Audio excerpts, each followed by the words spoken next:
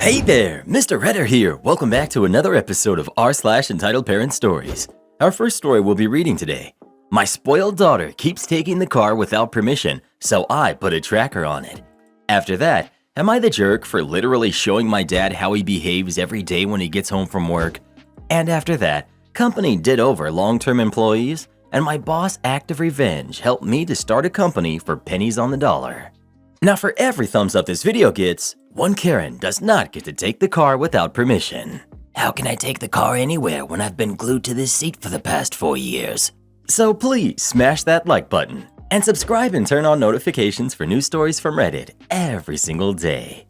My spoiled daughter keeps taking the car without permission, so I put a tracker on it.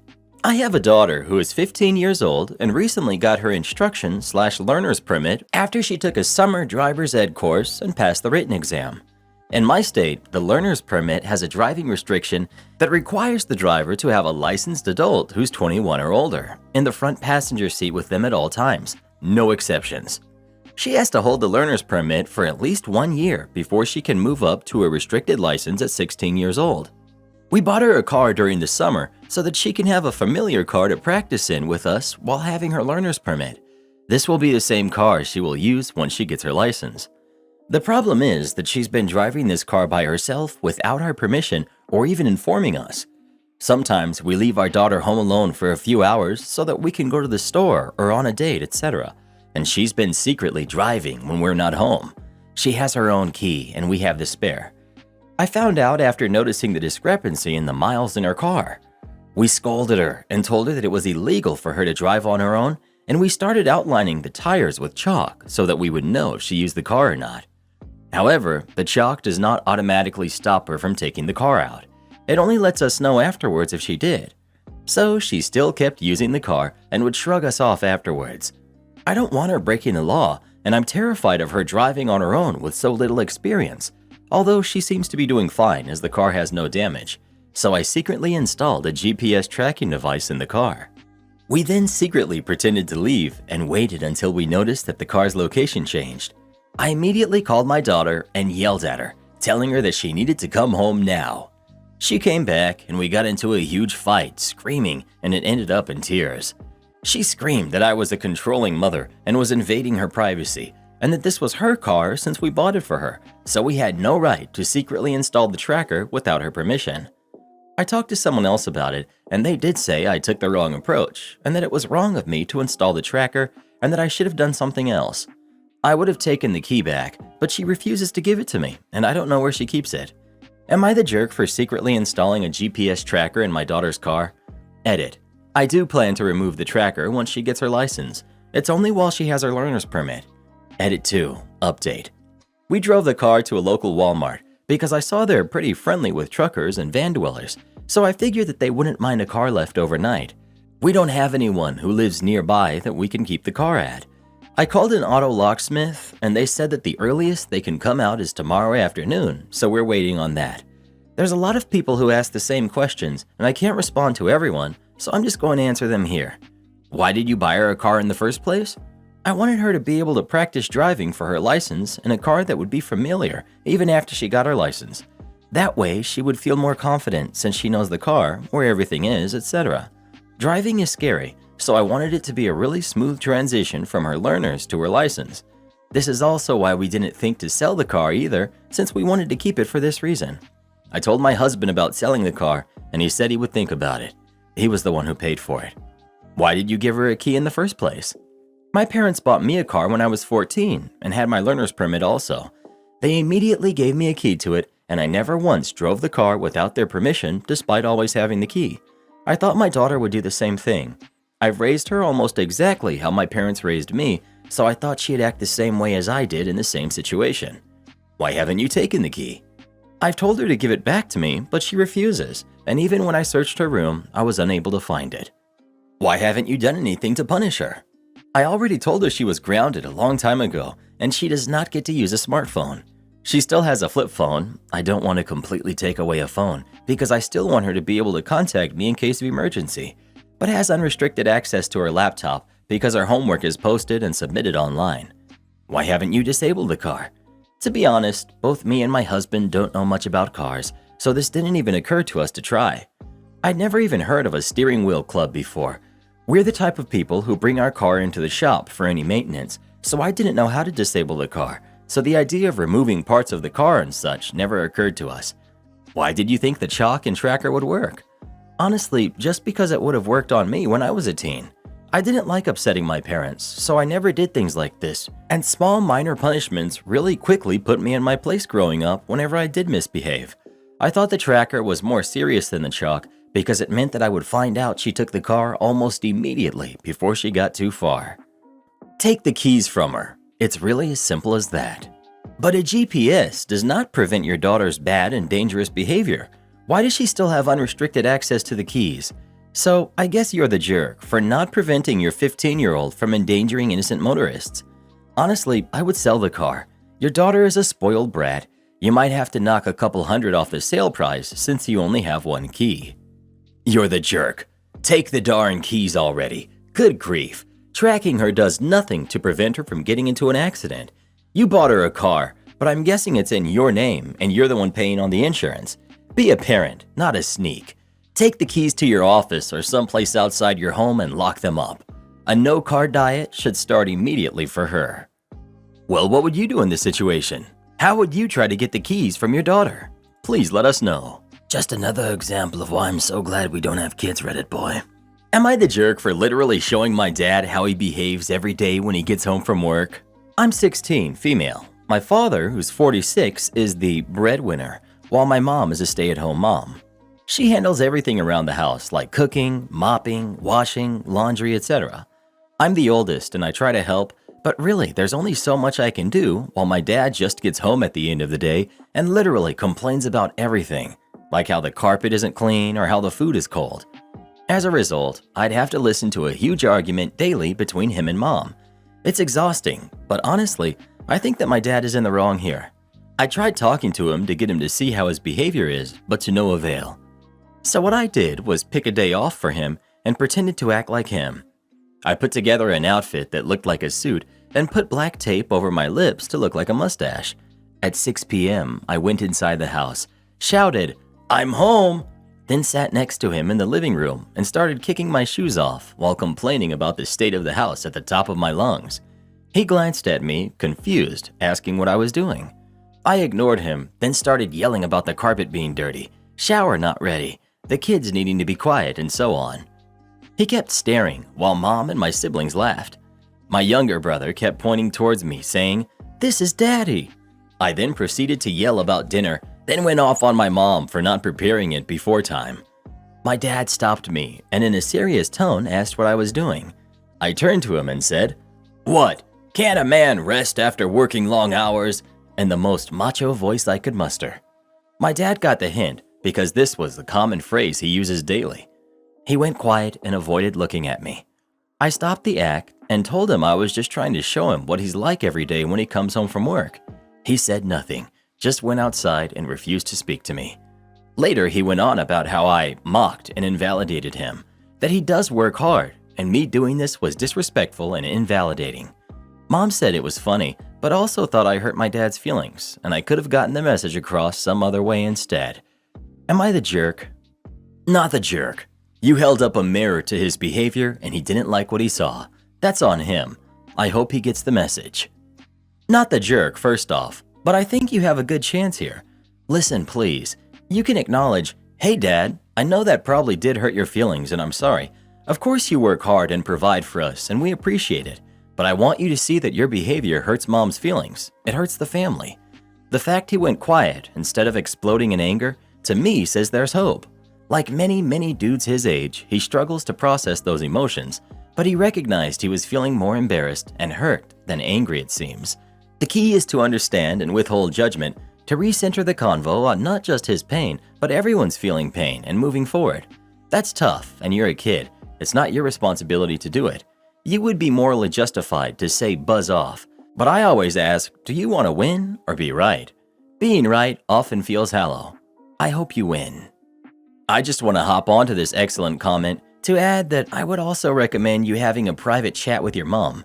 Explain to her that me acting like dad wasn't just about pointing out his bad behavior towards you. I also wanted to point out how your marriage affects the whole family. The daily fights and dad's yelling affects everyone. We all feel it when it gets to the time dad is due home and we prepare to listen to our dad to be mean to our mom. It affects all of us knowing our dad doesn't respect our mom. Every day we all watch your hard work. We've started trying to help you out because we know our dad doesn't appreciate or respect the hard work you do. It's so bad that younger brother recognized I was pretending to be dad so quickly, yet dad didn't know what I was doing until the last minute.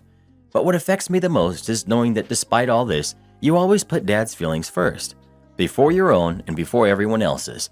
Even now, you're more concerned with how what I did hurt dad's feelings than you're concerned by how dad's behavior affects the rest of the family.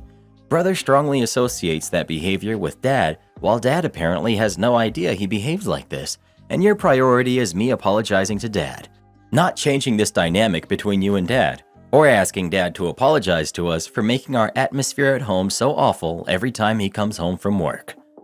Well, who do you think is the jerk? OP or dad? Please let us know. Company did over long-term employees, and my boss' act of revenge helped me start a company for pennies on the dollar. For legal reasons, I can't disclose the exact location, purely because the team I worked with were cool guys and our boss did over corporate really hard without them noticing. This took place in 2012. Part 1. The Fire Marshal. I worked at a smaller chain electronics store that sold top-of-the-line video cameras, PCs, cell phones, photo cameras, and this new thing called 4K televisions. For context, we were located at an expensive outlet mall. We were literally the only electronics store in the mall and the only place for 50 miles that sold high-end electronics. Logic dictates that this in itself would make our location prime real estate and we would have record sales every year.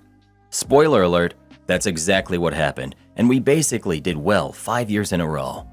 Furthermore, I got hired because I came into the store looking for some video equipment. The store manager was caught off guard by my advanced technical knowledge of camera technology because I kept asking him specific technical questions on certain models. Note, this piece of information is relevant for the end of the story. So with that preamble out of the way, let's get into the heart of the story. While working the camera counter, the mall fire marshal came in and asked to see the store manager. Since I had no customers at that moment, I decided to take him to the back to meet my manager. This verbatim is what I can remember. Me: "Hey, the fire marshal's here." Manager: "Why?" Me: "Don't know. Want me to let him in your office?" Manager: "Sure, give me a moment." Marshal: "Okay, mall management wanted me to ask when you want me to bring in the construction foreman." Me: "What, are we building something?" Looking at my rather baffled boss. Manager: "No, I didn't ask for a construction foreman." Marshal: "Well, aren't you aware of the new, overpriced clothing store that's going to be built here?" At that exact moment, I and the store manager looked at each other, then looked at the fire marshal, who handed my manager the work order on the brand new, overpriced clothing store that was going to be built at our exact location, thus permanently ending the only high-end electronics store for miles around. Part 2. Money Talks. A few days later, the manager held a store meeting with me and the rest of the team. Prior to this meeting, the manager gave me permission to tell the rest of our 12-person team about the incident with the fire marshal. So the manager confronted corporate about what was going on, and after some skillful verbatim gymnastics, we got the whole story. Manager: "So I called corporate to ask what's happening, and I'll tell you straight. Overpriced clothing store has been trying for 10 years to get a spot at this outlet mall. They went to every store with a buyout offer for the storefront. The CEO of this electronic chain was approached by overpriced clothing store with a massive check in the millions to break our lease and hand over the storefront to them. We weren't supposed to know any of this. Corporate wanted us to be in the dark right up until the last day 2 weeks from today." Yep, everyone was upset. In fact, we were so angry that all of us did the absolute bare minimum. This included the manager. In 1 week, we tanked our own sales by 70%. Corporate freaked out and sent a hatchet man to talk to the store. This doofus was confused why we weren't giving it 110% and was surprised we got visibly angry when he informed us that we wouldn't be getting severance pay or a letter of recommendation. My manager very politely told him to leave and that he would take care of the situation himself. Part 3. Oops, my finger slipped. After the hatchet man was banished from our store, the manager took a close look at the management handbook and noticed a little snafu that was written in the book in regards to discretionary discounts. Mainly that the store manager has permission to discount any product in the store up to 90% off, and the offset of the cost will be absorbed at the end of the year discretionary cost analysis. Yes, you read that last sentence correctly. And the wonderful part of this story is that the store was being shut down by the end of February. So another store meeting was held. The manager told us that 2 days before our last day, we were having a secret 90% off sale just for the employees and their family. When I heard this, I asked the question everyone was thinking. Me. So let me get this straight. This includes every single item in this store? Manager. Yup. In fact, what you guys can do is pick out everything you want now and set up a little pile in the back room. Make sure you guys label everything, and I'll include the premium service warranties for free. Well, I decided to do some shopping. Newfangled 240Hz 4K TV, 4K camera system, 3 5-hour spare batteries, SD cards, microphones, laptops, drives, tripods, all kinds of stuff. But wait, there's more. The manager told me I could have any of the HDMI and mini DisplayPort cables that are currently attached to the showroom TV and computer displays. On the day of the secret 90% off sale, we all showed up 2 hours early from the back entrance and bought our items. With tax, I paid about $1,153 for about $13,000 worth of brand new electronics, and in essence, gave me the necessary tools to start my own media business. As one final forget you to corporate, the manager gave all of us a phone number to a caseworker at the local unemployment office who was very sympathetic to our case. Part 4. I've never seen this man before in my life. Well, flash forward to March 2013, and I'm carefully navigating my freelance media company into a nice stream of steady work. I get an unknown phone call from a law firm representing the electronics company.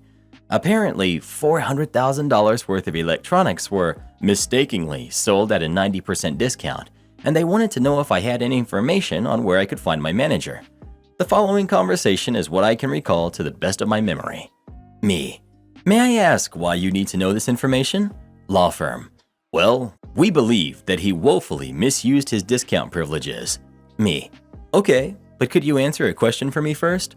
Law firm. Sure. Me. Why did your client, the CEO of an electronic chain, take a multi-million-dollar check to break a lease on his own business and not properly inform the store staff of its impending closure? Dead silence. Me. Hello? Law firm. Sorry to bother you, sir. And that was it. The moral of the story, don't do over your employees. P.S. Boss, if you're reading this, take comfort in the fact that none of us have sold you out, and I hope you're living a wondrous life. Am I the jerk for refusing to take my daughter to my ex-husband's wedding? I'm 42, female. My ex-husband, who's 45, and I were together for 20 years. We had a beautiful daughter together, Jocelyn, who's 14. We got a divorce 5 years ago due to infidelity on his part. I was devastated.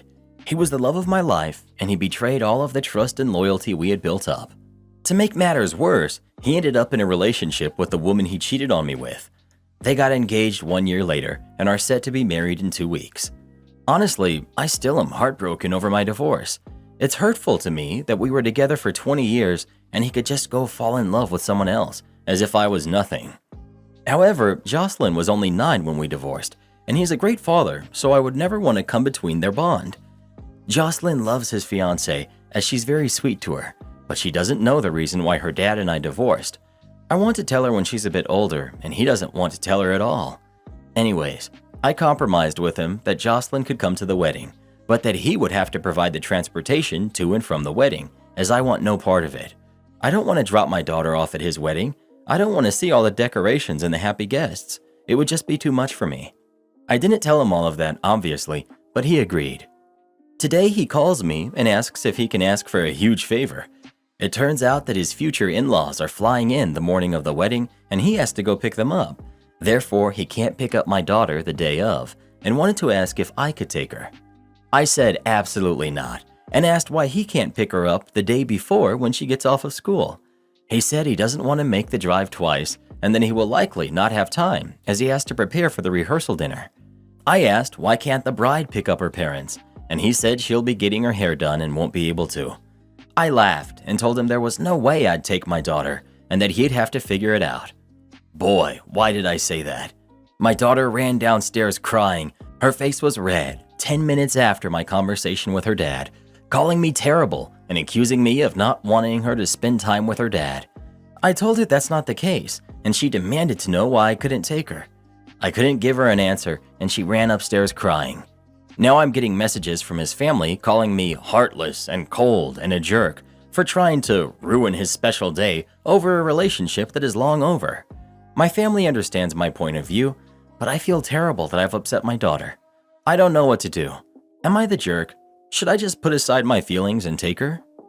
Not the jerk, but I also think your daughter is old enough to know the truth about her father. Otherwise, you will be the bad guy going forward. Not the jerk. The people he needs to pick up can get a taxi. His first responsibility should be his daughter, if he actually wants her there. And I think it might be time to tell your daughter a bit more about what happened. She's a teenager now and needs to be learning lessons about loyalty and managing relationships responsibly. Her getting the impression that this situation is all right and that you're wrong for not being happy that the ex-husband who cheated on you is getting remarried is not a good place for her to start when it comes to learning how to expect good treatment from future partners.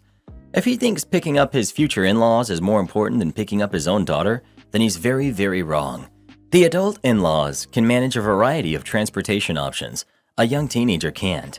He's showing his priorities, and it isn't his daughter, and you need to be prepared to help protect her and guide her as he continues into the future, wanting to play happy family and have his daughter go along with it while he puts her in second place to his new family.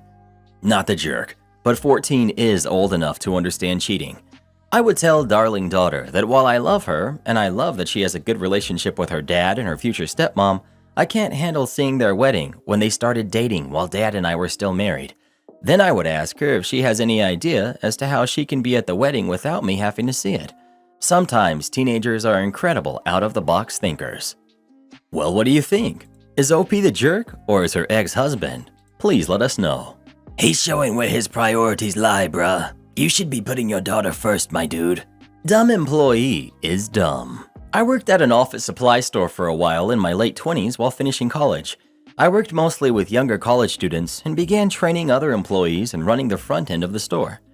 Our amazing manager took a better position elsewhere, and we were gifted a manager who was absolutely horrible. Let's call her Jean.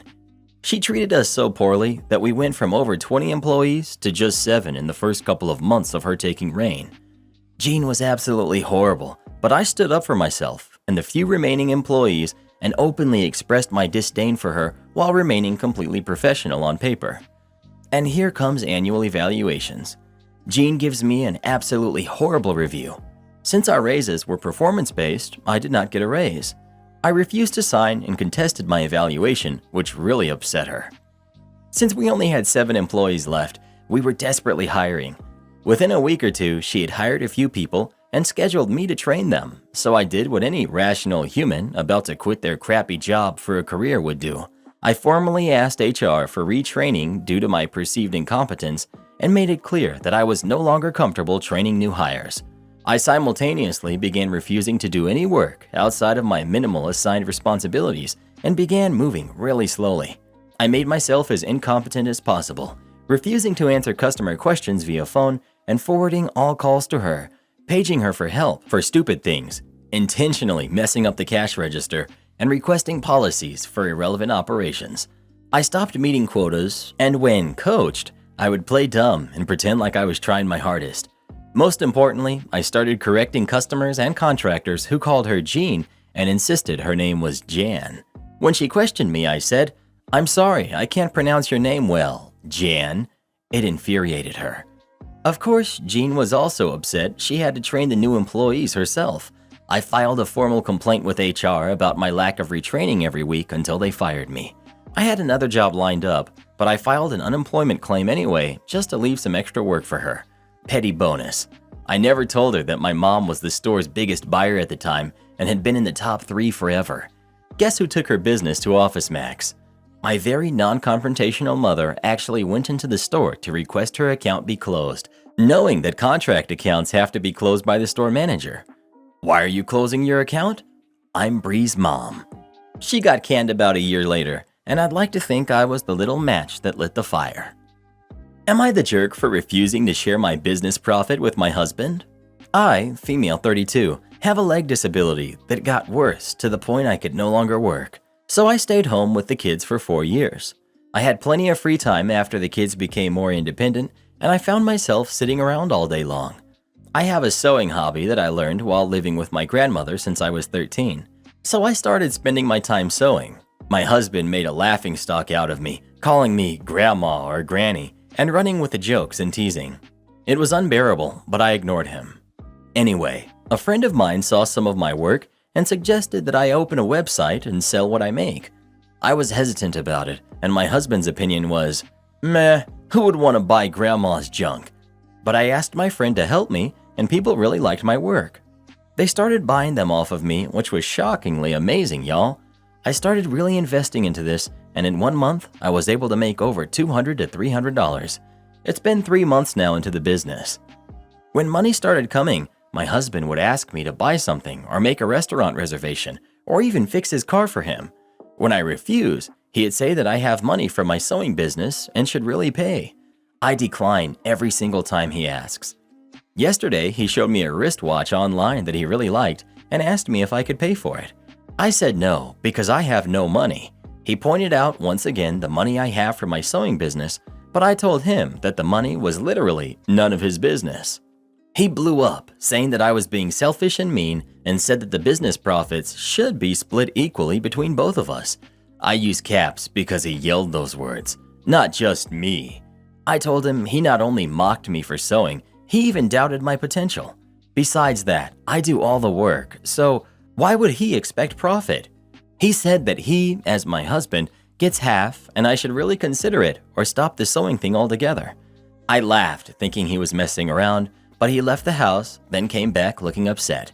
His friend called to scold me, reminding me that my husband already does enough for me to be able to find time to sew, and so he deserves a percentage, but I still refused. Now his family are pressuring me to share the money, but I'm still refusing. Am I the jerk? Everyone sucks here. Your husband sucks for belittling you and discouraging you, but I assume your husband works and has been bringing in an income that he used to pay for food and shelter. You got a share in that, didn't you?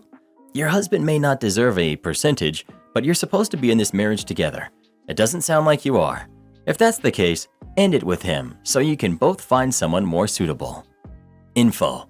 Depends very much on who's paying what bills. For instance, if you're saying, my money is mine, but your money is ours, then you are very much the jerk. If his income pays the bills and you get to keep yours to yourself, that's an issue. If you get a disability check that is used for your share of the bills and this is just extra, different story. Everyone sucks here. At the core of it, you were a stay-at-home mom and now you're working again. You should be contributing equitably to the household. Your husband is definitely worse though for how he has handled basically every aspect of the situation, from relentless teasing of your hobby to a lack of support for your business to not addressing the financial situation directly, and then involving friends and family into the conflict. Well, who do you think is the jerk? OP or her husband? Please let us know. Am I the jerk for calling my husband an awful father because he wanted to leave the house to his biological daughter only? My husband and I have been married for 13 years. He has a daughter, Alyssa, who's 16 from a previous relationship, and I have my daughter, Mariah, who's 15 from a previous relationship too. My husband is the only father my daughter has ever known, and until now, he has made no distinction about our kids. Alyssa's mother is still very involved in her life, and she spends half the month with us, while my daughter lives with us full-time. My father-in-law recently passed and left him their house, a very nice house. We're actually so excited about this because we were saving to buy a home for us four, and now that we're making plans to move, I told my husband we could use that money to make some renovations for when the kids inherited it, so they can sell it and split the money. He said no, that the house will be his daughter's and that he doesn't feel comfortable leaving it to Mariah too when she's not his legal kid, and that we could set the money aside for her because the house doesn't need that much work anyway, which is true, but it felt like a low blow. I said it was unfair to leave Alyssa a full house and remarked how he was willing to leave it to both when we were going to buy one, and he said that that was because we would have bought it together, so it was only fair. I said he was being an awful father and asked if he was willing to leave one of his kids homeless, but he said I was overreacting. I pointed out how Alyssa was getting this house with some of the money her grandparents already left her, plus my husband's inheritance and her mother's, while Mariah only had us both. My father-in-law didn't leave her anything, which is okay. He admitted it wasn't fair, but that's just how it is, and that we would work to try to make it as even as possible. I was flabbergasted, so I just took Mariah and came to stay with my sister. He called asking to talk, but I'm not ready. My sister said I was the jerk because Mariah is not entitled to my husband's childhood home, and it made me think. Am I the jerk? You're the jerk. Your daughter is not entitled to his childhood home, and your husband was definitely making concessions to make it more fair for her by offering to save up money for her. It is really narcissistic and actually selfish of you to expect your husband to leave his stepdaughter, your daughter, his childhood home from his father, when usually stuff like that goes down the bloodline. I could see being upset if he was trying to exclude her from anything, but he's not. You need to reevaluate your attitude and your way of thinking before you lose a good man. You're the jerk. He's keeping the house in the family. Sorry, but your daughter is not his daughter. It's not like he's kicking her to the curb. Presumably, y'all are going to give that money and more to your daughter, like he said. Ouch. At what point does a stepkid become a real kid, though? Are we exiled to the island of misfit toys to be treated as less than indefinitely? Family doesn't stick to blood ties only. I asked my stepdad to walk me down the aisle. He was in the delivery room for my firstborn, and I named one of my kids after him too. I'm closer to him than my biological dad, and he's the one I hang out with on Father's Day. I'd be upset if he only viewed me as my mother's kid only. This is a tough situation with nuance, and the solution is not so black and white. On paper, yeah, the house is his, so he can leave it to the local trash pandas if he wants. It makes sense to leave it to the kid with biological ties to his father. But the reality is his stepdaughter will definitely feel some type of way at the difference. He's been her dad since she was 2. That's going to sting for sure. I don't blame OP for being hurt on her behalf and on her daughters as well. Not the jerk is my vote. He has the right to do what he wants, and OP has a right to her feelings. Edit to add. I doubt OP and her husband will give Mariah the equivalent cash value of the home, especially if they live in a high cost of living area, so there will be a marked difference between the two. Well, who do you think is the jerk? OP or her husband? Please let us know. Support our channel by joining as a member today, and we'll give you a shout out in our next video. Or come watch this video next. You won't believe what Karen does in that one.